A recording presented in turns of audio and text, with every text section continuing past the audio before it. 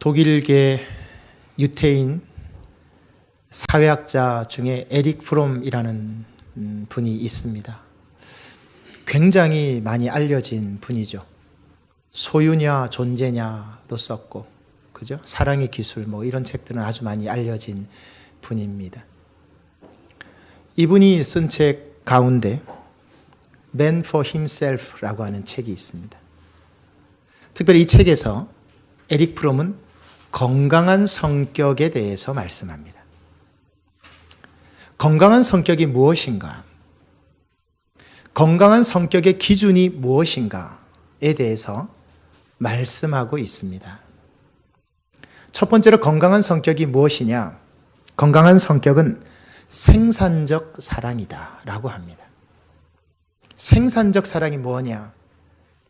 사랑에 빠져 있는 것 아니고, 사랑에 빠져서 정신을 못 차리는 것 아니고, 사랑이란 이름으로 상대방을 괴롭히거나 상대방을 힘들게 하는 것 아니다.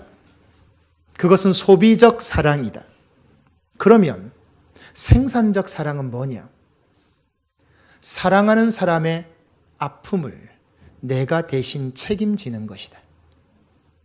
상대방을 존경하고 그를 높임으로 나도 높아지는 것. 이것이 생산적 사랑이다. 두 번째로 생산적 사고라고 말합니다. 생각이 생산적이어야 한다. 부분에 치우치면 안 된다. 전체를 볼 줄 알아야 한다. 과거에 매이지도 말고 미래에 붙들려 있지도 말고 현재를 살아야 한다. 우리는 종종 과거에 매여서 헤어나오지 못할 때가 많이 있지요. 미래를 향해야 한다고 하지만 자기 주관적인 생각, 자기 생각에 빠져서 미래를 내다보지 못할 때가 많습니다. 우울한 사람은 과거를 살고, 불안한 사람은 미래를 살며, 평안한 사람은 현재를 산다. 정확한 지적입니다. 생각이 생산적이어야 객관적인 사고를 할 수 있다라는 것입니다. 마지막 건강한 성격이 무엇이냐? 양심이 생산적이어야 한다. 생산적 양심이 있어야 한다. 이 부분이 참 중요합니다. 양심이 자유로워야 한다. 양심이 고통받으면 안 된다. 양심이 고난을 받으면 얼굴이 어두워지고 몸이 상하게 되고 원치 않는 실수도 하게 된다. 그래서 양심은 항상 자유로워야 한다. 자유롭게 선택하고 자유롭게 결정할 수 있어야 한다. 왜? 양심은 인간의 고통에 가장 밀접한 연관을 주기 때문이다. 양심이 다치면요, 고통을 당하게 되거든요. 무슨 고통을 당하는가 하는 것은 중요하지 않습니다. 어떠한 자세로 고난을 당하는가 하는 것이 중요합니다. 왜냐하면 고통은 동일하지만 고통을 당하는 사람은 동일하지 않기 때문입니다. 이 말은 고통을 대하는 자세에 따라서 그 의미와 진행과 과정과 결과가 달라질 수 있다라고 하는 것입니다. 그런 의미에서 어떤 사람에게는 고난과 문제와 고통이 저주가 될 수 있는 반면 어떤 사람에게 있어서는 이 고난과 고통과 문제가 축복이 될 수 있는 것입니다. 오늘 말씀을 전체 다 보셨습니다. 오늘 말씀에도 고난에 대한 말씀을 합니다. 그런데 오늘 말씀에 보면 고난 당하지 않고 살아가는 사람이 있다. 고난을 피하는 방법에 대해서는 1절 말씀하지 않습니다. 그런 말씀은 없습니다. 오늘 말씀을 보시면 고난을 그대로 인정합니다. 고난을 그대로 받습니다. 고난의 종류를 말씀합니다. 19절의 말씀을 보십시오. 부당하게 당하는 고난이 있다 라고 말씀합니다. 20절엔 뭐라고 말씀합니까? 선을 행함으로 당하는 고난이 있고 죄가 있음으로 당하게 되는 고난이 있다라고 말씀합니다. 오늘 본문 말씀은 이 세 가지에 대해서 설명을 합니다. 우리가 이 가운데 눈여겨보아야 하는 것은 20절 중간에 나오는 선을 행함으로 당하는 고난입니다. 이 고난을 가리켜서 선택적 고난이라고 합니다. 그런데 여러분, 이 선택적 고난에 신앙 고백이 있다는 것 아십니까? 다른 고난과 달리 이 고난에는 고백이 있습니다. 무슨 고백입니까? 이것은 하나님께서 나에게 주시는 거다. 이 고난은 그냥 고난이 아니다. 하나님이 능력이 없어서 내가 고난당하는 것도 아니고 하나님이 나를 버렸기 때문에 내가 고난당하는 것도 아니다 라고 하는 신앙 고백이 있는 고난이 이 고난입니다. 여러분 가끔 마트나 시장 가보시죠. 마트나 시장 가보면 부모님들이 어린아이들 데리고 같이 오는 경우가 있죠. 근데 거기서 우리 어린 자녀들이 떼를 쓰거나 막 울면서 보채잖아요. 그럼 몇 번 야단치다가 부모님들이 어떻게 합니까? 말 안 들으면 놔두고 가버립니다. 그죠? 네. 그러면 자녀들이 어떻게 하죠? 울면서 소리 지르면서 막 따라갑니다. 근데 가끔 보니까 안 따라가고 그냥 그 자리에 있는 애들도 있더라고요. 굉장히 센 아이들입니다. 대부분의 아이들은요, 어떻게 하죠? 울면서 막 따라갑니다. 여러분, 저는 그 모습을 보면서요, 믿음에 대해서 생각합니다. 저게 믿음일 수 있다. 저게 믿음일 수 있다. 엄마가 나를 때려도, 엄마가 나를 놔두고 가도 엄마는 나를 사랑한다. 엄마는 나를 버리지 않는다. 그리고 결정적으로 그 속에는 뭐가 있냐면 엄마는 내 인생의 운명을 책임질 수 있는 분이다. 사실은 그게 있는 거예요. 그래서 울면서도 따라가는 거예요. 저는 그게 훌륭한 믿음이라고 생각합니다. 여러분, 이겁니다. 고난에 하나님의 시나리오가 있다는 것 아십니까? 그 고난에 있는 하나님의 시나리오가 뭐냐면 해피엔딩입니다. 결과가 아름답게 끝난다는 것입니다. 이것을 가리켜서 신학적으로 뭐라고 하냐면 오메가 포인트라고 합니다. 오메가 포인트가 뭔지 아십니까? 궁극의 종착점, 마지막 자리, 결승선에 하나님이 있다. 다시 돌아올 수 없는, 여러분 한 번 인생이 가면 다시 돌아올 수 없잖아요. 다시 돌아올 수 없는 궁극의 종착점이 오메가 포인트인데 그 오메가 포인트에 하나님이 있다. 그것을 믿음으로 고백하고 지금의 과정과 어려움을, 오늘을 살아가는 사람이 바로 그리스도인이라는 겁니다. 그걸 말씀하는 겁니다. 19절의 말씀을 보십시오. 부당하게 고난을 당해도라는 말씀이 나옵니다. 옛날 성경에는, 우리 바뀌기 전 개역 한글판에는 애매히 고난을 당해도라고 되어 있습니다. 저는 이 표현이 더 와닿는 것 같아요. 애매히 받는 고난이 있어요. 여기 부당하다라는 말의 영어 성경을 보면 unjust입니다. just가 아니라는 뜻이에요. 불공평하다는 뜻이에요. 부당하다는 뜻이에요. 이게 무슨 말입니까? 나는 실수하지 않았어요. 나는 잘못하지 않았어요. 그런데 다른 사람의 결정과 다른 사람의 행동으로 내가 고난을 당해요. 어려움을 당해요. 아픔을 당해요. 피해를 당해요. 왜 당했는지 몰라요. 어째서 당했는지 잘 모르겠어요. 결과가 어떻게 되는지도 잘 모르겠어요. 그냥 당하는 거예요. 이게 부당히 당하는 고난이에요. 그러나 믿음의 사람은 생각합니다. 이런 고난을 당할 때 믿음의 사람은 생각합니다. 분명히 하나님의 뜻이 있다. 내가 알지 못하지만 이 가운데도 하나님의 섭리가 작동되어지고 있다. 그리고 하나님의 지혜가 있다. 그래서 19절에 뭐라고 했습니까? 부당하게 고난을 당해도 하나님을 생각함으로 참으면 아름답다. 그렇게 말씀하고 있는 겁니다. 성도 여러분, 누가 나를 괴롭히는가 생각하지 마십시오. 누가 나에게 지금 돌을 던지고 있는가 쳐다보지 마십시오. 왜 나에게 이런 일이 일어났는가라고 묻지 마십시오. 그냥 하나님을 생각하십시오. 그게 훨씬 더 유익합니다. 그게 훨씬 더 은혜스럽습니다. 하나님의 섭리, 하나님의 주권, 하나님의 뜻을 생각하십시오. 그러면서 하나님의 인도하심을 신뢰하십시오. 그것이 진정한 은혜가 된다라고 말씀합니다. 이것과 조금 다른 성격의 고난이 있지요. 20절 앞부분에 나오는 죄로 인한 고난입니다. 죄 때문에 받는 고난입니다. 여러분, 이건 당연한 것입니다. 이건 어떻게 보면 이치에 맞습니다. 죄가 있어서 당하는 것이기 때문에 당연한 것입니다. 그런 의미에서 볼 때 인생은 추수와 같습니다. 어제 심고 오늘 거둡니다. 오늘 심고 내일 거둡니다. 부모가 심은 것을 자식이 거두고, 선배가 심은 것을 후배가 거두고, 전임자가 읽어놓은 것을 후배가 그 열매를 거둡니다.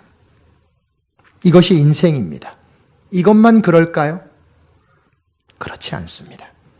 혹시 여러분 다른 사람을 아프게 한 적이 있습니까?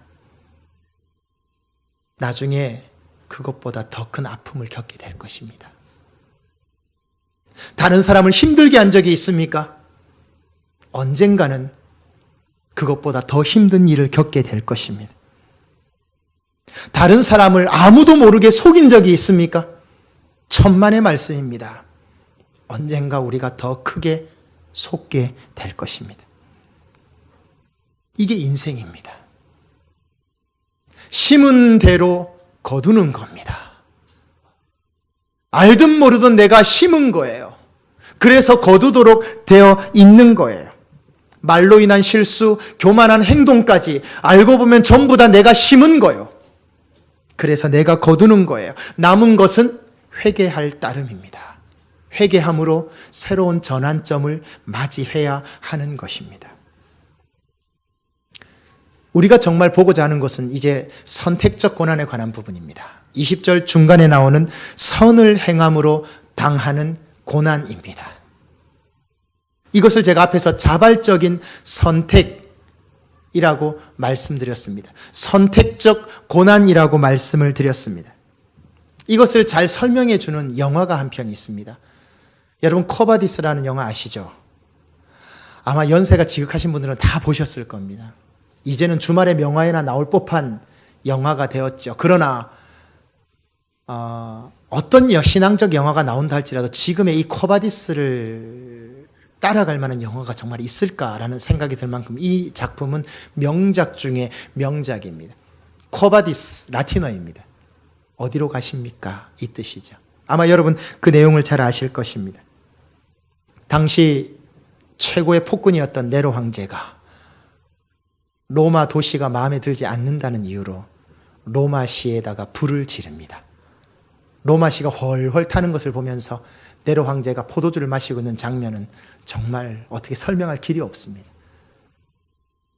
그 로마의 화재 난 사건을 그 당시에 그리스도인들이 저질렀다고 뒤집어 씌웁니다. 이것으로 인해서 로마 시내에 대핍박이 일어나죠. 수많은 그리스도인들을 원형 경기장으로 집어넣어서 채찍으로 때리고 죽이고 사자를 풀어서 다 뜯어먹게 해서 다 죽였습니다. 그때 엄청난 그리스도인들이 순교합니다. 이렇게 원통하고 이렇게 억울하고 이렇게 분한 죽음이 세상에 어디 있겠습니까? 당시 로마 교회의 지도자였던 베드로가 몇몇 사람들과 함께 로마를 벗어나기 위해서 도망을 가죠. 그 도망을 가는 순간 그 자리에서 하필이면 예수님을 만납니다. 베드로는 로마를 벗어나고 있는데 예수님은 반대로 로마로 들어가고 있습니다. 이 장면에서 유명한 대사가 나옵니다. 코바디스 도미네. 주여, 어디로 가십니까? 베드로가 물으니까 예수님 뭐라고 하십니까? 네가 버린 로마로 간다. 내가 다시 가서 십자가에 못 박히려 한다. 그 말을 듣고 베드로가 뉘우칩니다.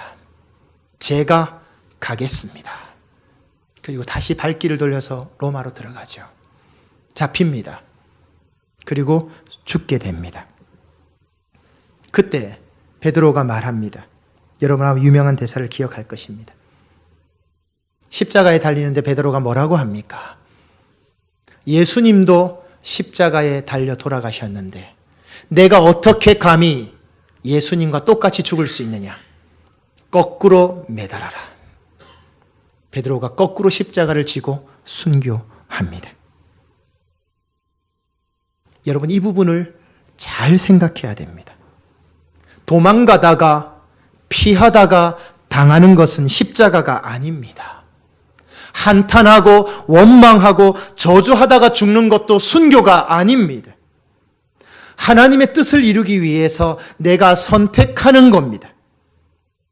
죄가 있어서 당하는 것이 아니에요. 사랑하기 때문에 당하는 겁니다. 이것을 잊으면 안 돼요.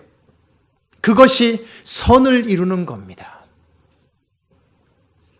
그래서 22절의 말씀을 보십시오. 예수님께서 죄 없이 당하셨고 입에 거짓도 없었습니다. 무슨 말입니까? 변명하지 않았다는 겁니다. 변명하면 안 돼요. 변명할 필요도 없어요. 욕을 들었지만 욕하지 않습니다. 상대방을 위협하지도 않았습니다. 왜? 내가 선택한 길이기 때문에. 내가 선택했기 때문에 그런 거예요. 저는 이 장면에서 다른 모습을 생각해 보았습니다. 만약 예수님께서 두고 보자. 이 자리 너희들 기억하겠다. 심판 때에 내가 너희들을 전부 다 지옥에 보낼 것이다 라고 했다면 어떻게 되겠습니까? 십자가의 뜻이 이루어질 수 있을까요? 하나님의 뜻은 어그러지고 말았을 것입니다. 그래서 예수님은 욕하지도 변명하지도 위협하지도 않고 하나님께 맡기고 십자가를 진 겁니다. 이것이 진정한 선을 이루는 것입니다. 불행한 예술가가 한 사람이 있었습니다. 고아로 태어났습니다. 배고픈 소년기를 보냈습니다. 장성한 뒤에도 고난은 계속됩니다. 결혼한 지 13년 만에 아내가 죽고 얼마의 기간 뒤에 다시 재혼을 해서 낳은 아이가 총 20명입니다. 20명 가운데 절반인 10명이 10살 이전에 다 죽었습니다. 그리고 살아남은 아이 중에 하나는 정신지체 장애아가 됩니다. 이 사람 노후도 불행합니다. 이렇게 고생했으면 젊어서 고생했으면 노후는 편안해야 되는데 노후도 불행합니다. 경제적인 어려움은 말로 할 필요도 없고요. 늙어서 시력을 잃어버립니다. 본인이 반신불수가 되었다가 회복되기도 했습니다. 그러나 일생을 통해서 불후의 작품을 남기게 됩니다. 그 첫머리에 뭐라고 쓰냐면 이렇게 씁니다. 그 작품의 첫머리에 그리스도의 이름으로 라고 씁니다. 그 작품의 마지막에는 오직 하나님께 영광이라고 썼습니다. 이 사람이 누군지 아십니까? 음악의 아버지라고 불리는 요한 세바스찬 바하입니다. 이 사람의 음악을 들어보지 못한 사람이 없습니다. 지금까지도 이 사람의 음악은 모든 분야에서 활용되어지고 있습니다. 바하를 알지만 바하가 그런 모진 고난과 고생을 했던 신앙인이라고 기억하는 사람은 많지 않습니다. 그는 고난 속에서 주의 음성을 들었던 사람입니다. 그는 모진 고난 속에서 하나님의 영광을 보았던 사람입니다. 그랬기에 지금까지도 그의 음악에 감동이 있는 것입니다. 사랑하는 성도 여러분, 그리스도인은 고난의 의미를 압니다. 고난의 필요도 압니다. 그리고 고난과 문제의 결과도 압니다. 더 중요한 것은 그 속에 있는 하나님의 능력과 사랑도 압니다. 이게 더 중요합니다. 하나님은 절대로 실수할 분이 아니다. 하나님은 내 인생을 책임지는 보호자다. 그분의 선택은 항상 정확하고 분명했다. 분명한 한 가지의 사실은 그분의 모든 뜻을 알 수는 없지만 내가 그분의 뜻 안에 있다는 것, 그거 하나만큼은 분명하다. 그래서 내 인생은 해피엔딩이 될 것이다. 그것으로 이 땅을 살아가는 겁니다. 인내하면서 고난 속에서도 하나님의 사랑을 생각하고 믿으면서 날마다 성숙하며 높은 곳으로 나가는 것이 신앙인의 자리입니다. 기억하십시오. 저와 여러분이 선택한 믿음은 스스로가 선택한 고난입니다. 여러분, 어떤 고난을 당하며 사시겠습니까? 우리가 어떤 고난을 선택하며 살아야 하겠습니까? 여러분의 삶 속에 지금 당하고 있는 고난과 문제와 어려움의 의미를 바꾸십시오. 날마다 새로운 승리가 함께하게 될 것입니다. 이 귀한 은총이 저와 여러분의 것 되시기를 우리 주 예수 그리스도의 이름으로 축원드립니다.